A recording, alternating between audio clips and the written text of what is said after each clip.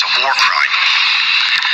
The Israeli government have brazenly, publicly and openly declared their intention to commit a war crime and have commenced that war crime against the people of Gaza, saying that they intend to starve of food, electricity, water 2.2 million people.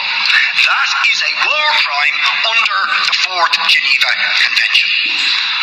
They are raining down thousands of the most sophisticated missiles known to humanity onto the most densely populated area in the world, carrying the certainty that almost every missile will incur civilian casualties, will and are destroying the infrastructure, the water infrastructure, the energy, making Gaza uninhabitable. And using, in very credible reports, as they did in the past, chemical weapons, white phosphorus, being used by Israel. And you try to suggest there is some symmetry, some equivalence between the actions of Hamas and what Israel has been doing to the Palestinians for decades. Will you admit that the terrible loss of life and escalation of violence that we have seen in the last few days is simply a continuation of the crimes against humanity, the war crimes of the state of Israel against the people of Palestine? And it's not me saying this. You have, or you should have read, the reports of Amnesty International, which we asked you to read and act on Human Rights Watch, on the UN Special Rapporteur to Palestine, on the UN Human Rights Council, on the issue of Palestine. Do you know that the Israeli state will not even allow the UN Rapporteur on Palestine into the occupied territories, or the UN Human Rights Council in? Because they know that they will bear witness to the ongoing ethnic cleansing, the ongoing illegal annexation of territory, the ongoing arbitrary detention of Palestinians without trial, the impunity when they assassinate a journalist like Shireen Abu Akleh. No justice, no sanctions.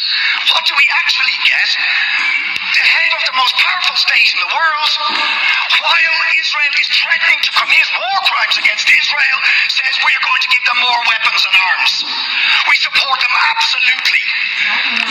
So will you admit that the ultimate responsibility for the terrible, and every single loss of life is terrible, but is the failure of the United States, of the European Union, of the Western powers to hold to account Israel for ongoing decades-long ethnic cleansing, war crimes, crimes against humanity, the denial of the most basic rights to the Palestinian people? As Gideon Levy said, Israel, a Jewish Israeli columnist, said yesterday, Israel can't imprison 2 million Gazans without paying a cruel price. Isn't that the truth?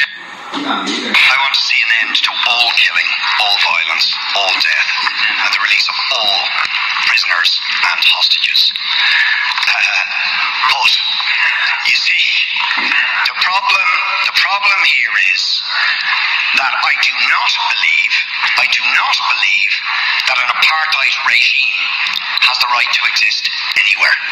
I do not believe that a regime that engages in ongoing, daily, weekly, monthly, ethnic cleansing of another group of people based on their race or ethnicity, which is what Israel is doing, has the right to perpetrate those crimes. These are crimes against humanity. This is a regime for decades has denied UN resolutions calling for the right of Palestinians, millions of them, ethnically cleansed 1948, living in refugee camps in Lebanon, Syria, Jordan, cast to the winds of the world, denied statehood, denied identity, denied history, and they have the right to return, but Israel shoots them down if they try and assert that right, as happened in the Great March of Return. Let's remember that. Peaceful demonstrations in 2018 by the people of Gaza attempting to assert their right to return, shot down. The UN at the time called for investigations on that episode for war crimes and crimes against humanity. Will you call for sanctions against the apartheid regime of Israel? Will you call for the European Union and the United States to stop arming that regime to commit war crimes and crimes against humanity? Of course you won't. Of course you won't.